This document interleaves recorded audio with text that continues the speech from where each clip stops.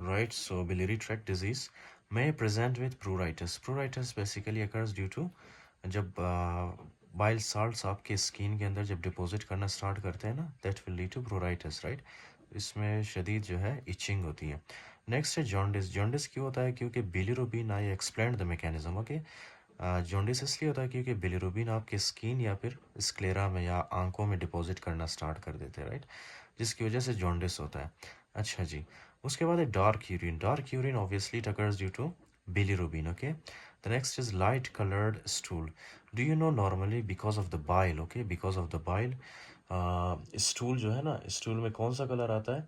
Yellowish brown colour, okay. Yellowish brown colour जो है हमारे स्टूल में किस वजह से होती है? बाइल की वजह से, ओके। बाइल की वजह से जब डेफिशिएंसी ऑफ बाइल होगा, राइट, तो क्या होगा? लाइट कलर्ड स्टूल आएगा, ओके। नेक्स्ट है हेपेटोस्प्लेनोमेगाली, ये तो मिलेगा ही। Typically with cholestatic pattern of LFTs, right. अब इसमें क्या मिलेगा जब आप टेस्ट करोगे? सबसे पहले आपको कॉन्जुगेटेड बिलीरुबिन रेज मिलेगा, राइट। अब कॉन्जुगेटेड या अनकॉन्जुगेटेड बिलीरुबिन क्या है? I will explain this in the lecture of the jaundice, okay, when we study about the jaundice, right. कि अनकॉन्जुगेटेड बिलीरुबिन होता है, राइट, उसको फिर ग्लूक्रोनाइल ट्रांसफरेज उस पर एक्ट करके उसको कॉन्जुगेटेड बिलीरुबिन में कन्वर्ट करता है। I will explain this, okay, don't worry, just you need to remember for now, just trust में कि कॉन्जुगेटेड बिलीरुबिन ज़्यादा होता है इसमें, ओके।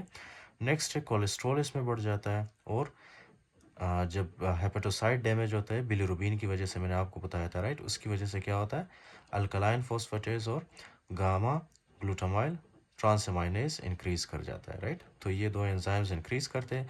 लेकिन अगर आपको सिर्फ इतना भी याद रहे कि एएलपी इंक्रीज होता है, this will also be enough, okay, because this is the most prominent enzyme. So this is the biliary tract disease. जब बिलियरी ट्रैक्ट बंद हो जाता है, राइट, तो उसकी वजह से आपको ये फाइंडिंग्स मिलती है। I have already explain them, okay, in detail. अच्छा जी, सो रीड करते हैं प्राइमरी स्क्लेरोजिंग कोलेंजाइटिस। ये है क्या? स्क्लेरोजिंग मतलब हार्डनिंग, ओके। ये आपका लीवर है और ये आपका फॉर एग्जांपल है बाइल डक्ट, राइट, या हेपेटिक डक्ट। तो इसमें क्या होता है? इसमें जो है हार्डनिंग होती है, okay. We will study how. Unknown cause of concentric onion skin, okay. तो जब आप फॉर एग्जांपल इसको क्या करते हो, माइक्रोस्कोप में देखते हो ना, तो आपको अनियन स्किन प्याज की तरह आपको दिखेगा, right. You can search the picture of this in the Google, okay, कैसे दिखता है प्राइमरी स्क्लेरोजिंग कोलेंजाइटिस, राइट। तो अनियन स्किन आपने याद रखना है। अनियन स्किन आपको कहाँ पे मिलता है? प्राइमरी स्क्लेरोजिंग कोलेंजाइटिस में अनियन स्किन, ओके। ये आपके लिए लिख देता हूँ प्याज, okay, onion skin. Onion skin bile duct fibrosis होता है इसमें। Alternating stricture and dilation with beading, right, beading of intra and extra hepatic bile ducts on ERCP. Listen very carefully, okay. This is your intra hepatic duct inside the liver. ये जो आपको नजर आ रहा है, right, this is your intra hepatic duct. Liver के अंदर जो आपको बाइल डक्ट नजर आ रहा है, this is called as extra hepatic duct, okay, fine. तो क्या होता है प्राइमरी स्क्लेरोजिंग कोलेंजाइटिस में? इन्फ्लेमेशन होती है इंट्राहेपेटिक डक्ट की भी और एक्स्ट्रा हेपेटिक डक्ट की भी, राइट। इन्फ्लेमेशन होने की वजह से यहाँ पे क्या बनते हैं? इन्फ्लेमेशन होती है, फिर उसके बाद जो है फाइब्रोसिस होती है, कोलेजन लेयर की डिपोजिशन होती है, जिसकी वजह से स्ट्रक्चर फॉर्म होते हैं। एक mechanism I have explained, okay. Structure form होते हैं और कुछ एरियाज जो इनके नॉर्मल होते हैं वो क्या कैसे दिखेगी? डायलेशन, राइट, डायलेटेड दिखेगी आपको, राइट, जब आप ईआरसीपी करते हो due to inflammation and fibrosis, okay. तो ये चीज़ यहाँ पे बताई गई है। उसके बाद है मैग्नेटिक रेजोनेंस कोलेंजियोपेनक्रिएटोग्राफी। ये भी आप कर सकते हो। एक तो आप ईआरसीपी के थ्रू डायग्नोसिस बनाते हो, या आपके पास दूसरा है टूल जिसको हम कहते हैं एमआरसीपी, इसके थ्रू भी आप डायग्नोस कर सकते हो, right. This is invasive, okay, this is non invasive. So ये ज़्यादा अच्छा है, ओके। लेकिन नॉर्मली हम क्या करते हैं? ईआरसीपी। अच्छा जी, तो epidemiology. Classically in middle aged males with ulcerative colitis, okay. Mostly ये किन लोगों में पाया जाता है? ये for example primary sclerosing cholangitis किन लोगों में ज़्यादा होता है? मिडल एजेड मेल्स में ज़्यादा होता है, राइट। ये आपने याद रखना है, मिडल एजेड मेल्स में ज़्यादा होता है। हालांकि पीबीसी किस में ज़्यादा होता है? फीमेल्स में ज़्यादा होता है, right. So we are discussing about PSC, okay. Now primary sclerosing cholangitis, तो ये किस में ज़्यादा होता है? मेल्स में ज़्यादा होता है, स्पेशली उन मेल्स में जिनमें अल्सरेटिव कोलाइटिस हो, राइट। अच्छा जी, तो नेक्स्ट है associated with ulcerative colitis, okay. ये याद रखना है, अल्सरेटिव कोलाइटिस के साथ ये एसोसिएशन रखता है।